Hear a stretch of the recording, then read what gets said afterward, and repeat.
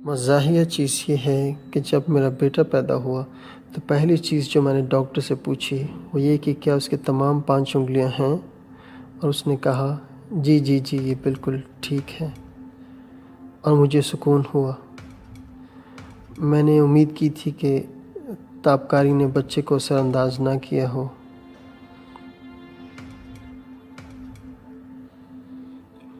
Atom bomb سے بچ جانا۔ میرا نام نوبو ہاناؤکا ہے اور میں بچ جانے والوں میں سے ہوں ناگاساکی جاپان کی ایٹمی بمباری میں۔ میں 25 دسمبر 1944 کو پیدا ہوا، تو جب بم گرا ناگاساکی میں صرف 8 ماہ کا تھا۔ ہم ناگاساکی شہر میں بھی موجود نہ تھے، ہم باہر تھے، اور پھر بھی تابکاری جو بمباری سے پیدا ہوئی وہ شہری حدود سے بھی آگے تک پہنچ گئی۔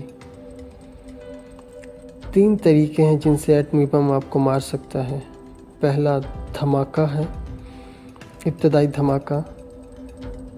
دھماکے کے بعد ہوا کا انتہائی شدید پھیلاؤ ہوتا ہے اور یہ اس علاقے کی تمام عمارتیں مسمار کر دیتا ہے۔ دوسرا آگ کا گولہ ہے۔ دونوں ہیروشیما اور ناگاساکی میں بہت بڑا آگ کا گولہ تھا، اور جو اس آگ کے گولے کو چھوا وہ فوراً بخارات بن کے اڑ گیا۔ اور تیسرا طریقہ جو سب سے زیادہ خطرناک اور جان لیوا ہے، تابکاری کی بارش۔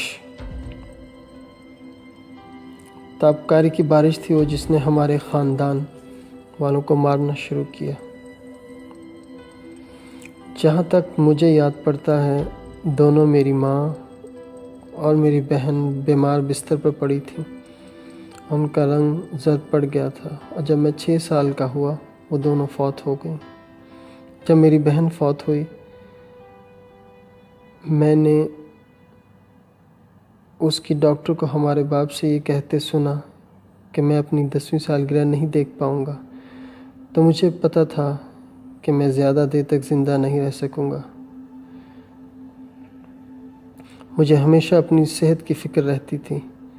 جب کبھی مجھے صرف نزلہ بھی ہوتا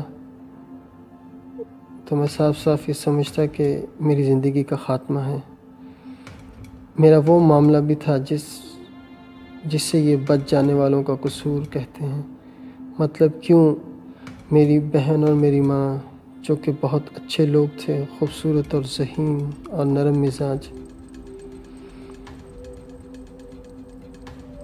اور انہیں ہی مرنا تھا، اور اب تک میں جو اس قابل نہیں وہ ابھی تک زندہ ہوں۔